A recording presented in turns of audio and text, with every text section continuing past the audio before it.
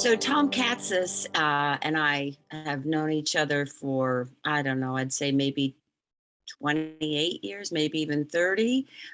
We used to both do murder mysteries here in town and on different things. And I ran into him through a Facebook post and saw what he was doing. And I called him up immediately and just said, "You would be great as one of our speakers in our mastery circle. Would you please come and tell us more of what you're doing?" So take it away, Tom Katsis. Welcome. Well, what an honor being around this energy and reconnecting with Amy and looking at some of the amazing things you're doing with your baking and the bread and the love and the dedication. But being with a group of people with this kind of energy is really a joy to me because I did get a college degree and I taught for 10 years and was a counselor for 2 years, but I also got my master's degree in communication. So I love the way, the great energy, but how well the meeting's being run with Sarah holding that little symbol up there, keeping people on time. Well, I want to talk about a couple of things I heard during the meeting because I've got some quotes about volunteering. I'm going to talk more about my background, but first of all, I think it was Lovita that was talking about being of service and living with purpose. And then I believe it was Bonnie that was talking about serving and giving and going out of your comfort zone. These are all things that I'm going to talk about. And I'm also going to talk about Diana saying that she made the reference to the TED Talk. So I won't be speaking for that long. I'll probably go for a while, and then I want to probably get everybody else to share where volunteering has been part of their life, and maybe they've never mentioned it to people. And so I was born in Iowa, and Sioux City, Iowa, and that's where I really grew up and went to high school and college in a small town 45 miles outside Sioux City, Iowa, Wayne State College, not Wayne State, Detroit, because whenever I say Wayne State, people think, oh, Wayne State, Detroit. It was a small college where I got my teaching degree.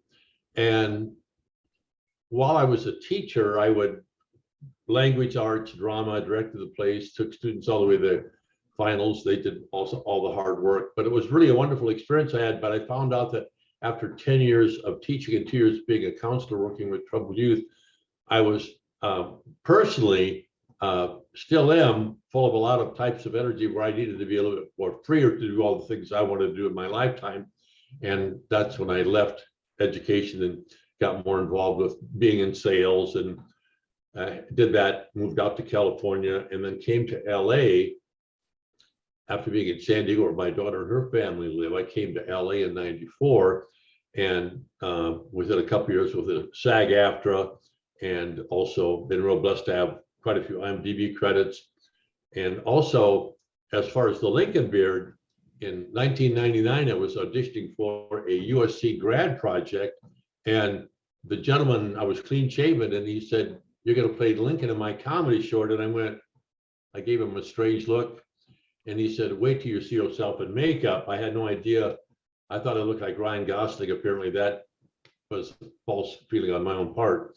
So a couple of quotes I pulled up about volunteering, because earlier in my life when I was teaching, I tended to I had great friends that were counselors, and I got that position for 2 years that was government and about how to help youth and how to work with families. So in a way, I was beginning to serve people, because those 2 years that I was doing the counseling, I ran my own schedule.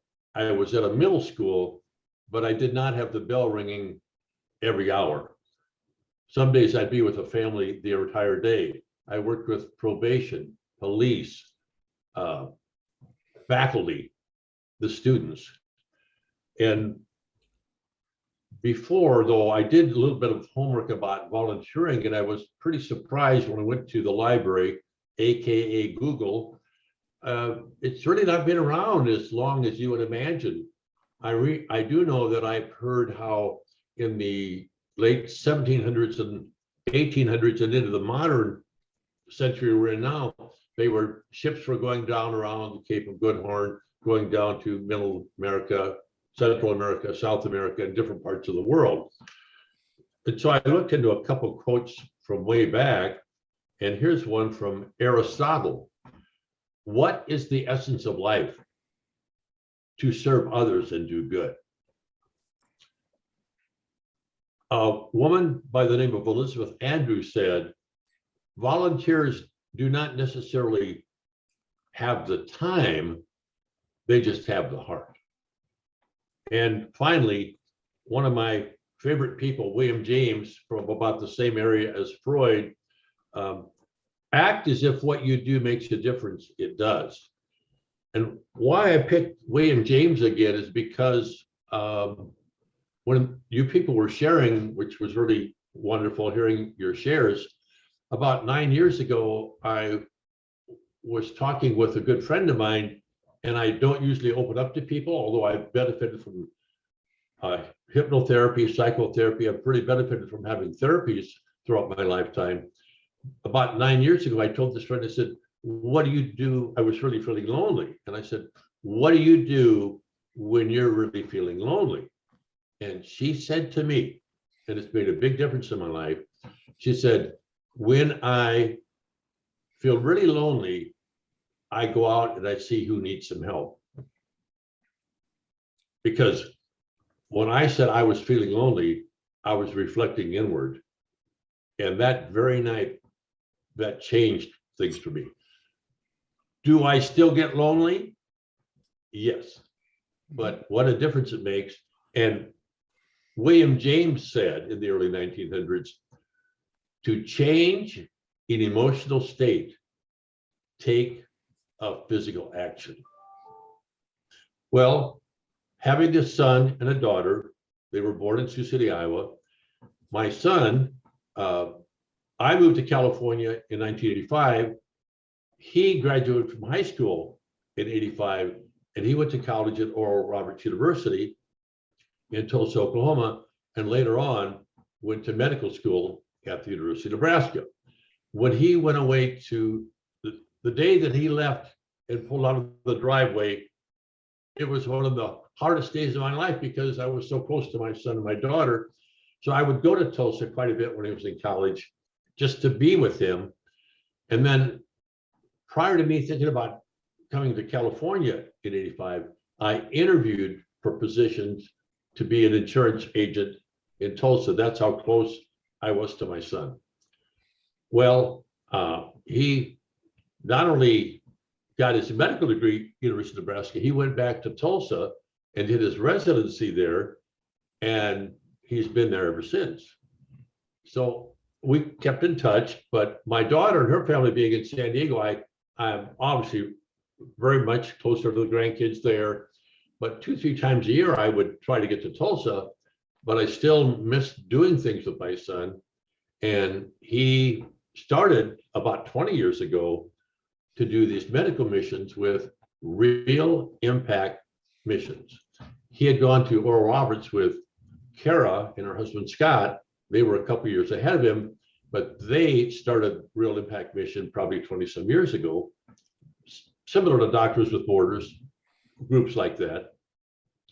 And so I thought, he mentioned to me, Dad, would you ever want to go on a mission trip? And I think we talked about it, heard it in this meeting today. We're busy, we have our lives, and some of us, even though we might be past 35 or 40 years of age, we're still busy. There's a lot we do. There's a lot going on with our lives. And so I have to take that week, 1 week out of my life, big sacrifice, to go on this mission trip. And that was to Honduras. On that first mission trip, I didn't know what I was going to do. All I knew was there were 2 doctors, 3 nurses, and about 20 others that we would be volunteering to help on the mission trip. And that first mission trip, my main goal was I was with my son. So I was a fish out of water, and I was hoping that I would do something constructive and not get in the way. And so that first year, I was in the elementary level of volunteering, where I would just simply sit with some medical cards to be filled out as the people came to the clinics each day. So the clinics that we did, and did we have any of those photos that we could possibly bring up? If not, it's okay if we don't, but are those photos available with our co-host? Yes, Tim will bring those up for you. Well, I thought if you start bringing just one at a time, I was just going to talk about some of the things we did on the mission trips. And there are, I think, only about 7 or 8 or 9 of those photos. So when they come up, I'll start to refer to them a little bit as well. So that first mission, well, what a nice one to begin with. There's my boy, Steve. Then you see on this particular mission trip, he's got Anna Sophia in the white blouse. Then there's Jaden sitting right in front of her. And then Colton, K-O-L-T-E-N, is sitting behind me. And then Kobe is also one of the 3 adopted children. So this particular mission, out of the 8 children that my son and daughter will have, these 4 children were on this particular mission trip. In that first mission trip, I sat with an interpreter because when we go to the missions and go to the churches and the villages, there's college students that will interpret what the people there need, tell us how to fill out the papers about their age, the family members that are with them, and just the basic information about them, ages, ballparks, things like that. Then they go to triage. They're not going to see my son Steve yet, or the other doctors. They then go to where the nurses are sitting, and they will do their blood pressure, and they will just kind of check their vitals, and then they will ask them via the interpreters. And sometimes the people on the mission trips are very fluent in Spanish, but I certainly wasn't. And so from that triage, then they go get to see the doctors, who sometimes will do, on occasion, some minor surgery or something they've had never taken off their face or body their entire lifetime. And if someone's really apparently looking like they might be ill, well, then they very much tell them, take this person to the closest hospital. We're not set up to do that type of urgent care. Let's go to another picture. There's Colton again, and here's one of the interpreters. And speaking about learning Spanish, in one of the later mission trips I was on, I was finally getting a little bit more advanced, and we had reader glasses only with different sizes, 1.5, 1.75, 2. If you've ever had reader glasses, I used to buy them at the pharmacy before I got my prescriptions. But we had all these different reader glasses, and many of those people need glasses for reading. So I would learn a little bit of Spanish, like clara, borrosa, meaning, are these clear? Are these clearer than the other ones, or are they blurry? So I was getting proud that I could remember a couple of Spanish words. So in one of the first years I was there, I was merely just filling out the card about the people that were there with their families. And we're sitting in this huge schoolyard, and I'm surrounded with all these wonderful people from, I think at that time it was El Salvador, and a great college students interpreting for me. And they started kidding me that I didn't know much Spanish. Now we're in this schoolyard. There's nothing that looks like there's anything close to being near a store. And I said, oh, I know Spanish. Una Coca-Cola, por favor. And so 1 minute later, there's an ice cold Coca-Cola sitting on my desk where I was sitting. And my son looks over and says, what did you just do? Because it was a hot day and I'm having a Coca-Cola. Let's go to another photo. There's my boy again, Steve. When we get to the mission destination, in this case, it'll be Guatemala from the 17th to the 23rd of this month. All of these donations we get with vitamins, certain types of blood pressure medications are all donated.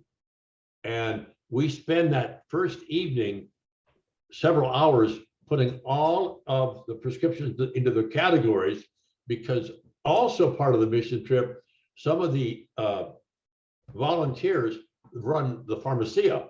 So when people finish with seeing the doctors, and we also have the prayer center there for those who want to pray, we pray with them. simply very, very optional. Many people love having prayer. Some people go right to pharmacy to get the vitamins or the whatever they've been prescribed to get. Let's go to another slide. Say, Tom, all I had received was these 3 as photo slides, and then there were 3 more as text files that had nothing in them. Oh, So well, that's fine. That's fine. Thanks for sharing those because that's wonderful. Thank you so much for you doing that. bet, you bet. So each trip that I've gone on, I get more involved. The last 3 times I've worked quite a bit when I'm not the optometrist. I like to sit in the, I'm very spiritual, and my son and daughter are both very Christian, and they're very faithful in their church going. I grew up Greek Orthodox, was baptized Greek Orthodox. Both children were baptized, but I consider myself to be very, very spiritual. And so I do enjoy prayer. So some rewarding experiences that I've had in the last 2 or 3 years is when I devote quite a bit of my time sitting in an area where we have people come to sit and pray for their families and to pray for their health. And I don't know, one of the notes I took on someone's comment today, I think it was Bill. Oh, Bill, by the way, so glad to hear that there was no further damage in the concussion, because health is number one. To have that beautiful event, and I was wanting to go to Steve Martin and Martin Short, I wanted to go to that Hollywood Bowl too, is that when we don't have our health, all those other zeros about wealth, position, family, sports don't count to very much when we're struggling with our health. So bless all of us that our health, and that we can have our health as much as we can. So just being on these mission trips, giving up what is my life here in California, and to see how happy people are that don't have what we have, which to me, being of Greek descent and having been to Greece a few times, I have a real ethnic vibe in my body as well. And I recall doing a film where there's a scene in the film where this family's so wealthy that the child getting the birthday presents could care less. What's the most expensive thing he can have? Well, it's a baseball cap autographed by the Dodgers. And he's get a soccer ball autographed by a soccer team. On one of the mission trips, while we're there seeing the families, these young boys from 8 to 12 are playing soccer in a small piece of dirt near where we're seeing people, with a soccer ball made out of paper and duct tape. And they were as happy as I've seen any kid. So that experience of seeing people in their homeland who don't have, well, everyone's got a phone now, pretty much. They walk miles to come to the clinics, or if they have a motorcycle, sometimes they might have a vehicle and bring a lot of family members. So what started out for me wanting to be with my son, because I love him so much, and he's 56 years old. My daughter, the 16 months apart, my daughter's 55. It's just a big kick to still with me, my kids. But I then got to really enjoy being of service. And when we get to the mission trips, Kara will ask all of us, kind of like what some of you people talked about, what did we have to change in our schedule to be on this mission trip? And sometimes people had a story where they just broken up in a big relationship, or they had someone pass away recently, or they thought they could never break away from their job. And so you get close to people on these trips, and you start to share your life with them a little bit. And people begin to, on several trips when people are coming back together, we open up to each other more when the trust is there as well. So now I'm looking forward to going, because I'll be with my son, but I'm there because I want to be of service to the people. And I also loved what Diana said, when she said the word TED Talk. And I had told Mary Grace this as well, and Amy, that I have no intention. I'm just right now about ready to turn this over and see who else has done any kind of volunteering at all. Or if I've moved somebody to consider doing some volunteering, I'm happy about that. But that's really the essence of why I do it now. I've learned to love to give up my time to volunteer. And it has bled over into my life here in Los Angeles, where simple little things I can do. A couple times a month, I volunteer for the Van Nuys Police Department, riding around a little black and white electric BMW with another person, simply observing. And if something looks like it might be kind of dangerous, we call it into the watch commander. We don't engage. But I also have the watch commander's phone number, and I also have several times help people when I'm out in public by myself by calling in when I see somebody might be distressed. A few months ago, or more so, right during the pandemic, it might be about a year ago when we weren't even out of the pandemic completely yet, a woman had been left on Ventura Boulevard by her son, and he abandoned her on Ventura Boulevard. And I stayed with her and called in and waited there till people came there to help her. So it's really changed my mindset about doing tiny little things each day where I can be, it just makes me feel so wonderful when I can help somebody. So now I would like to have if this be moderated with I believe it was a wonderful, I'm looking for the name here, Sarah, and who else helped Sarah, to have you share with me what you volunteered doing, because I think what I do is amazing, but I'm just honored that I got to be here today. Thank you, Tom. Very inspiring.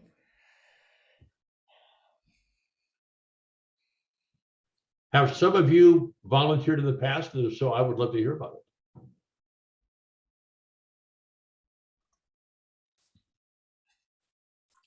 Mary Grace?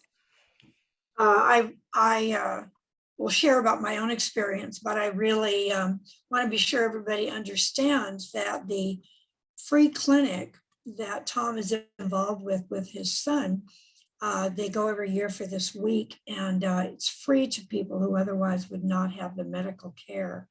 So I really admire and appreciate the work that they're doing that makes a big difference in people's lives. It sounds like not only the medical care, but that someone cares, that they're seen. And so I just really want to support your project. It sounds wonderful. At one point in my life, gosh, 30 years ago, I guess, my life kind of turned upside down, and I found everyone in my life either died or went away.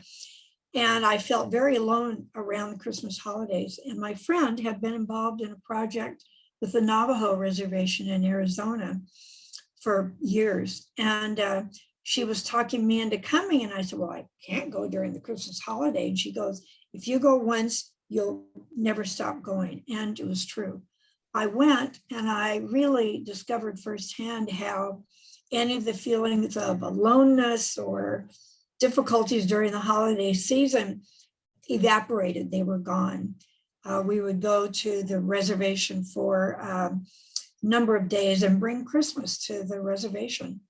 It was just a wonderful experience, inspiring. We made wonderful friends, and it was such a learning for me that volunteering and helping others, I got the most benefit for sure.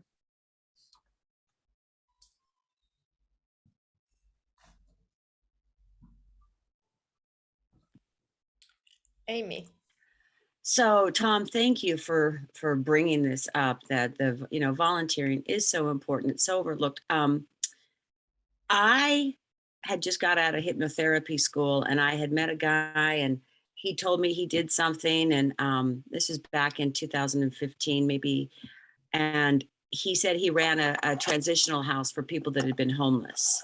And here I am, I'm just this new, person out of hypnotherapy school. I'm going to change the world. I've got all this stuff. And I asked if I could just come talk to his group for an hour and see if I could help them. And so I went in for a year and volunteered my time on a weekly basis with that the people in this transitional house. And I just did it because it was so fun to, like, lift them up and share and find out how they had come to this place in their life of being, uh, homeless, and then moving into a group home. Wasn't a sobriety house, but it was sober. But from that, uh, he applied for a Kaiser grant, and I was then given a grant and I was getting paid to help them.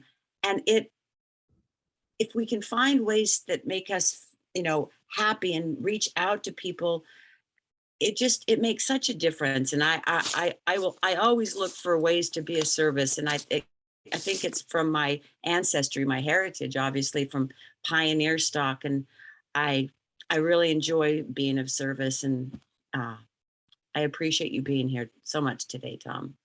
Well, thank you, Amy. And my son, he when there's been when the horrible hurricane in Houston, he and some of his doctor friends and other people just got in their SUVs and their panel trucks, and they went there for days. And he went to Haiti when Haiti had a horrible earthquake and was operating on people.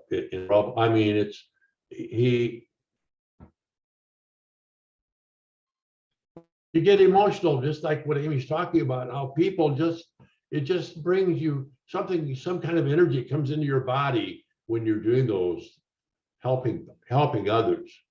Makes you want to go out the door and do something right now. So these are great stories. I'd like to hear some more. Lisa. Good morning, and thank you, Tom, for bringing this up.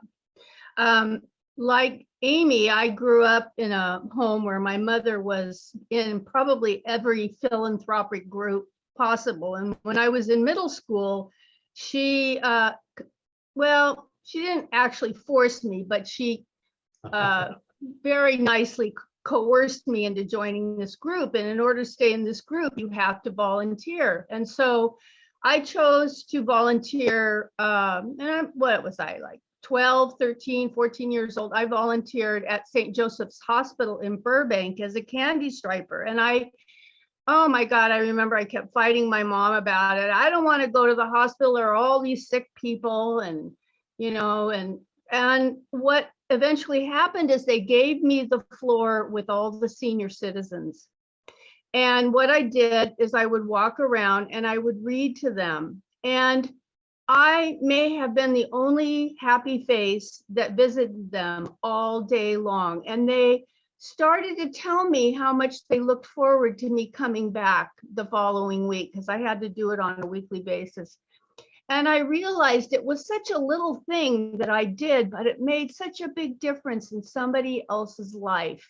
And I realized at that time in my life how important it was to, show up, give somebody your time, and how it just shifts everything in not only your own world, but it shifts so much in theirs too. So I'm always grateful for the opportunity to help and volunteer where I can. So I continue to do that, as a senior citizen now myself. So yeah, we're a good topic. Thank you.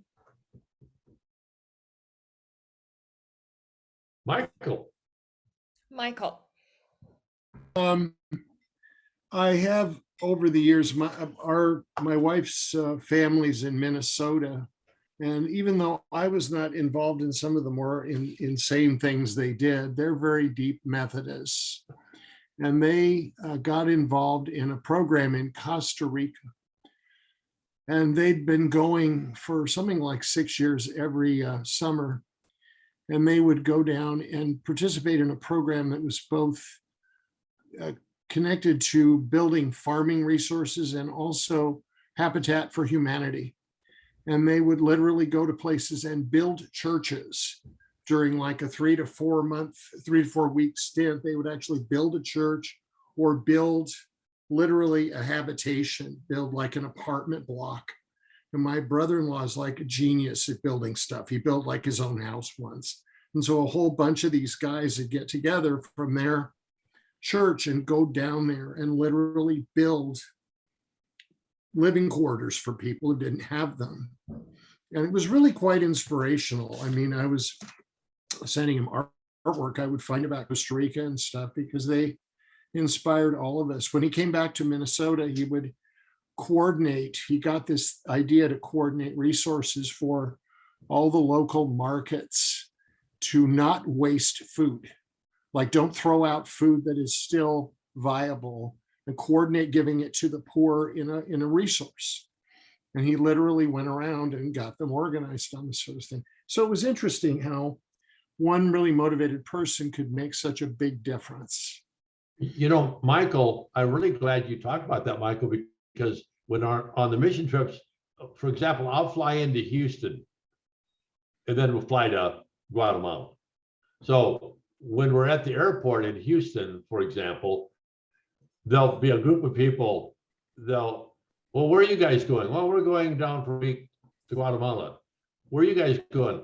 We're going down to Costa Rica. We're going to be there for a month, building a clinic, building a school. I mean, some of the people that your family, what you're referring to, Michael, that will literally go there and do that and these people aren't retired. Mm-hmm. Some of them are building what you just talked about. It's a lot of sharing of ideas. That's always been a great part of the trip too.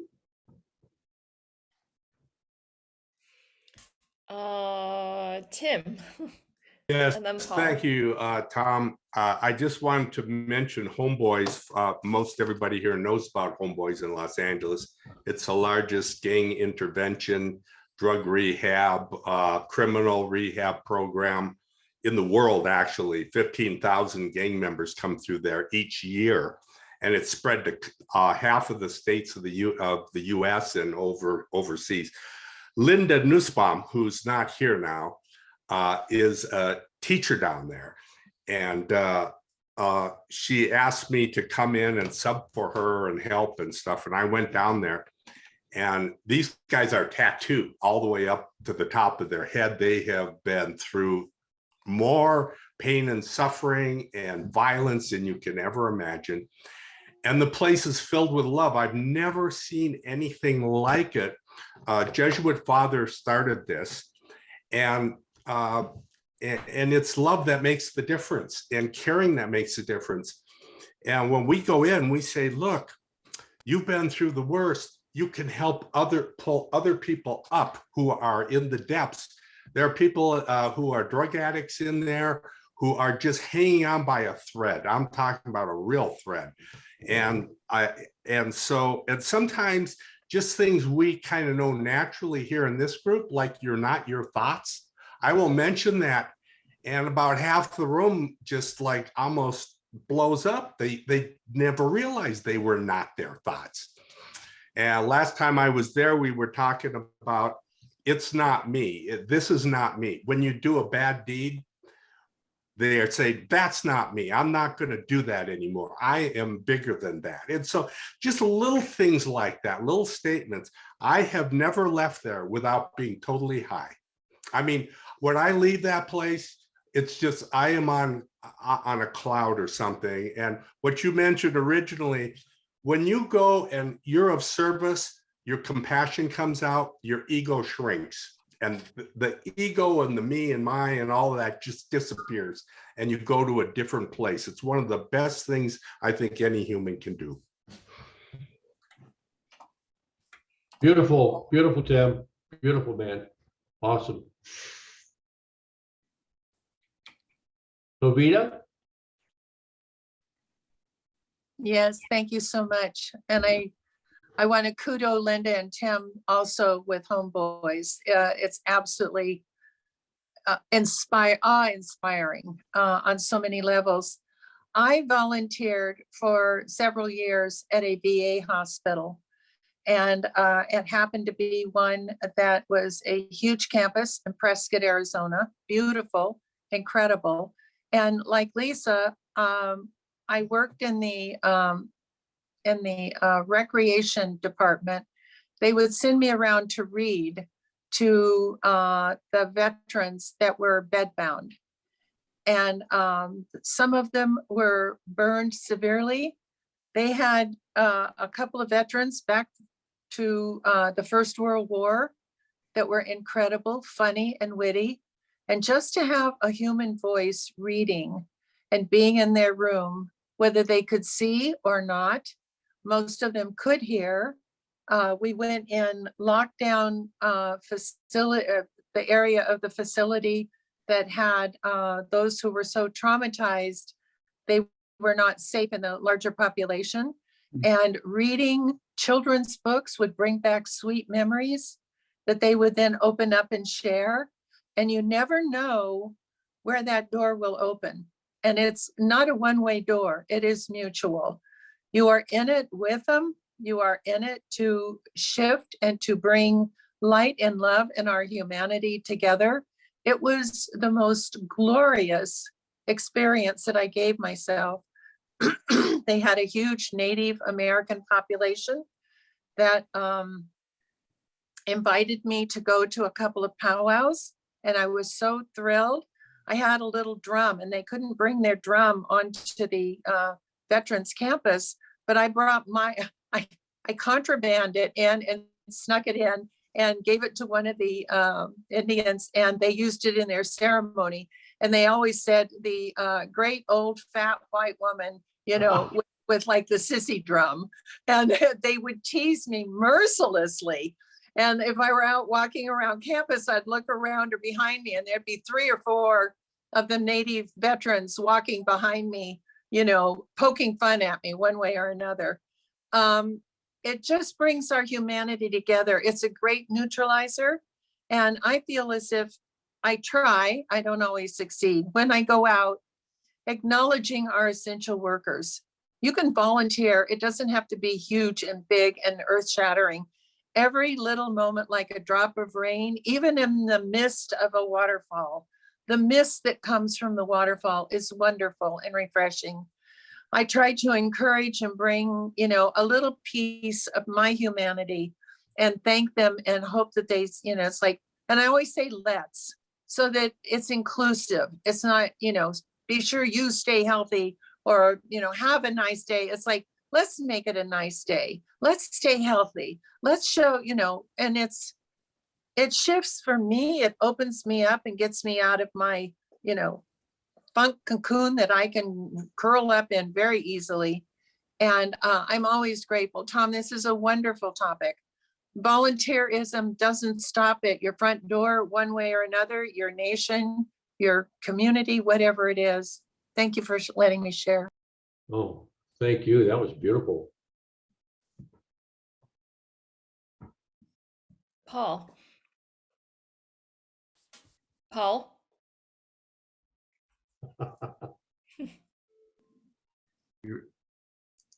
So I was on the board of the Youth Mentoring Connection and worked with, you know, young troubled people. And what we would do is pair them up in big corporations, you know, with people who were working in these big companies. And so they became a pair, mentoring pair. And a couple of things happened. You know, we'd take them surfing, stuff like that. But the big insight, I think, that came out of that was they realized that their mentors, who they thought had everything going for them, right, also had problems, you know. And there was this whole insight about, yeah, we all have problems. Now, sure, some of their problems are more severe, but psychologically, they weren't more severe because, you know, and so the learning was amazing between, you know, these corporate leaders who were mentoring youth, you know, gang members and the like.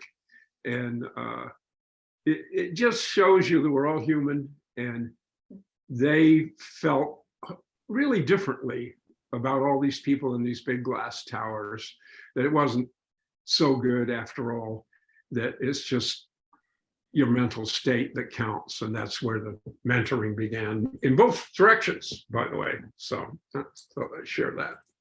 Paul, I'm really so happy you said that, because I've got an older sister, Elaine, then me, and then my mom had two sets of girl twins. So I got five sisters, and throughout the years,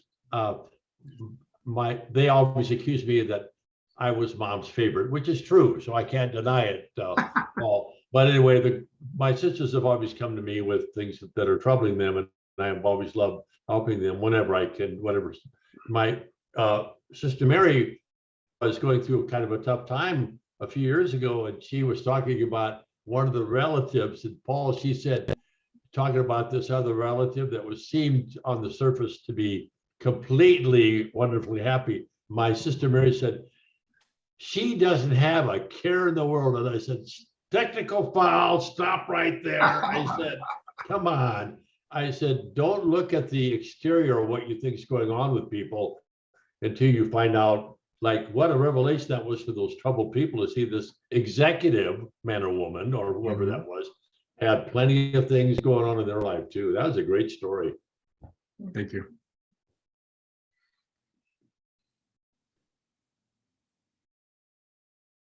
Now, Amy, you promised free bread for everybody today. Where's my loaf of bread?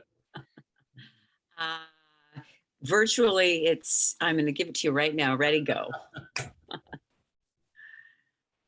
Tom, and so you've also done, like, I wish you were, I don't have any slides of you as Lincoln, but when he does his Lincoln character, it is, wow, it's truly remarkable. May I ask some of the insights that you've got from playing Lincoln? Well, I did my DNA testing a few years ago, and I'm actually related to Lincoln a little bit. But, you know, if you do your DNA, people, you probably related to a lot of people going back several hundreds of years. Well, when I first did it for that comedy short at USC for Rob Markopoulos, who went on to be with NFL Films, then all of a sudden I started to get auditions for commercials. And then I went out. Now, I've had the beard now for 5 years, you guys. And then I trim it in, and I shave by Friday. I have to shave my mustache up again, put my mole right here, and darken my beard a little bit more for that. I've researched Lincoln, continue to read about Lincoln, second only to Jesus. Lincoln has been written about second only to Jesus. And well, when I present to children, there's a script for the K through second graders, a script for the third, fourth, and fifth graders, and a script for the middle school. When I get to present Lincoln to the middle school, those children, they're very aware. I could talk about the Missouri Compromise of 1820, the Kansas-Nebraska Act that nullified that, and the bonehead Dred Scott decision when 9 Supreme Court justices, 9 of them are white, 7 of them are slave owners, decided that Dred Scott could never be free. And so, and I try really hard, I'm going to do the same today with this wonderful group of people. I keep it in the time of Lincoln. I don't do any comparison to what might be going on in today's world politically, but they are pretty sharp about, when they hear the history of Lincoln's time, how amazing what happened in that era for what was happening with people in that era. So yeah, doing the research helps a lot because they're pretty sharp. You got to be on your toes when you present to that kind of the little kids. After 30 minutes, they've seen my big hat, and they want to go back to the playground, and I'm done after 30 minutes. So.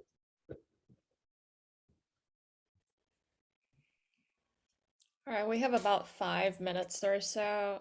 Tom, if you want to say anything in closing, or if anyone Well, else. only that I was not only honored but humbled that I could share time with you all today, because just look at some of the stories we've heard about volunteering. And I had told, Mary Grace the same thing. I said, and I think I told Amy, I said, there's no way I think I can hold forth for 45 minutes, but this worked out beautifully. So once again, very honored, and thank you very much for having me.